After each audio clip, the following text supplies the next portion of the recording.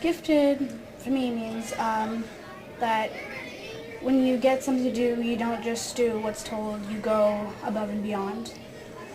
Um, you do harder things, do things a different way, try to exceed. Really smart, I guess?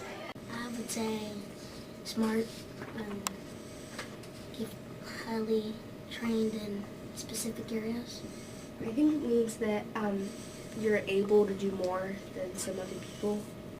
Doug Gillum, currently Director of Gifted Services and Alternative Education Services for Reynoldsburg Schools. Giftedness is exceptional talent or ability that a youngster would demonstrate that is beyond normal expected behavior. We know what normative behavior is, and anyone who's demonstrating the ability or the potential to achieve at a level higher than the norm, I would consider to be a giftster. My name is Todd Stanley, and I teach 5th and 6th grade kids on the Quest program, which is a gifted program here in Hannah Ashton Middle School and Reynoldsburg Schools.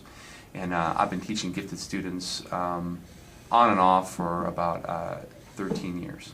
I would say giftedness in education, we define it very clearly, is that you have to score a 130 on your student achievement index. You have to do so well on the, the Iowa test or the test. But I would define giftedness as kids who think at higher level very easily. There's Bloom's taxonomy, and kids usually are at the knowledge level and the comprehension level.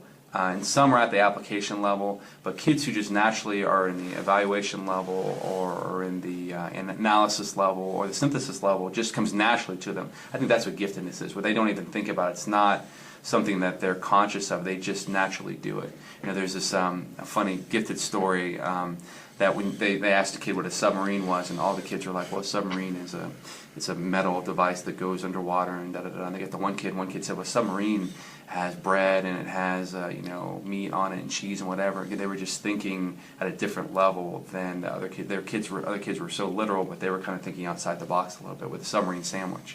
Brain power, which is not confined to any one country, has become the competitive advantage in the 21st century, making education at the center of global competition in this century. Yet America faces the challenge with an educational system that is entrenched in educating our children for a world that does not exist anymore. After 20-plus years of bureaucratic stagnation and misdirected focus, the rest of the world, not so entrenched by bureaucracy, is innovating and educating their children for a modern world. The result is potentially catastrophic for America if something is not done to change course, and you can see the warning signs everywhere. The Organization for Economic Cooperation and Development compares achievement levels of 15-year-olds in its 30-member countries. The most recent testing ranks the United States at 17th for science literacy, 24th for math literacy, and 16th for reading proficiency. America's share of the world's college students has fallen to less than half of what it was 30 years ago. A 2007 Time magazine article cited test results comparing the best and brightest math students in 6 countries. The U.S. tied with Estonia near the bottom of the test group. In that same article in Time magazine, the writer wonders out loud whether our current educational system is squandering a national resource, our best young minds. Why are major corporations moving jobs out of the country, especially high-paying technology jobs? It's not just lower wages. We're just not turning out a labor force ready to compete in a global economy. Microsoft's Bill Gates puts it bluntly: America's high schools are obsolete.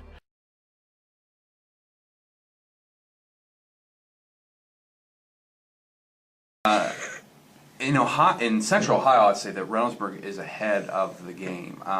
Even big districts you would associate with really intelligent kids, like Upper Arlington and Bexley, they're gifted. Upper Arlington doesn't really have a gifted program. They just think that all kids are gifted, and so they don't really have a gifted program.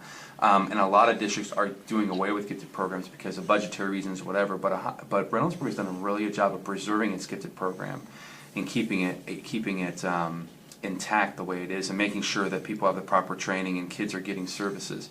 As for the nation itself, I'm not too aware of that, but I would say that gifted in general is a neglected area. Like, if you take the dollars that are spent on special ed students, I think it's like 350 times more than they spend on gifted students. So, and then like all the efforts, so if you were to take the efforts of teachers, 99% of the effort in those, if you put those two together, 99.9% of the efforts are going towards special ed, and a very low percent, 0.01% is going to gifted. I think the problem is, in today's day and age with the standardized testing we have, is these gifted kids are going to pass. So the concern does not become about the gifted kids. They're going to pass anyways. We don't need to really get them to anywhere else. They're going to pass easily, but they're trying to get these special ed kids to pass, so that all the attention goes to that. The only good news is they have what's called value added now. The state has that, where they want to see a year's growth. So if a kid comes to me and they test as a 9th grade social studies kid, it is my job to get them to the 10th grade level, not to get them through the 5th grade. Even though there may be a 5th grader, I have to get them to the next level. So that's good news. It's going to hold teachers especially accountable for making sure that gifted kids have growth.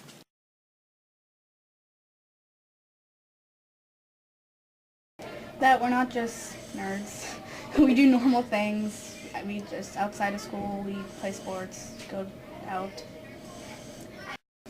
That we're not all that different. We're just like I said before, you wouldn't know that we're gifted unless you talked to us or you visited our classroom. So That we're just like regular kids, just like we shouldn't get the special privileges, like just yeah, not special privileges or anything more. I mean, some of the projects and stuff are gonna have to be harder, but not too hard. I would want them to know that we're not like aliens, and they shouldn't act any different from us than their normal friends. Well, we're not really know-it-alls. We're regular people just like that. We just try harder in a lot of different areas.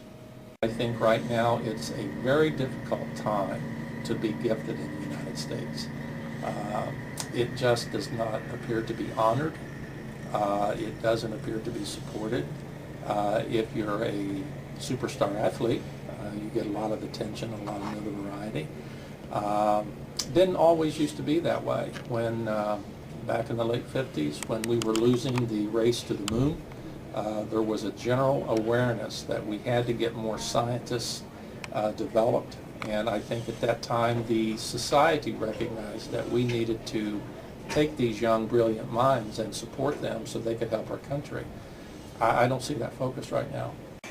What's your favorite word? I don't know. I really like the word scuttlebutt, which seems like chit-chat, because I like to talk, and I think it's just a cool word. Would have to be malevolent, kind of evil. I'm guessing because I've read it in some of my books that I read.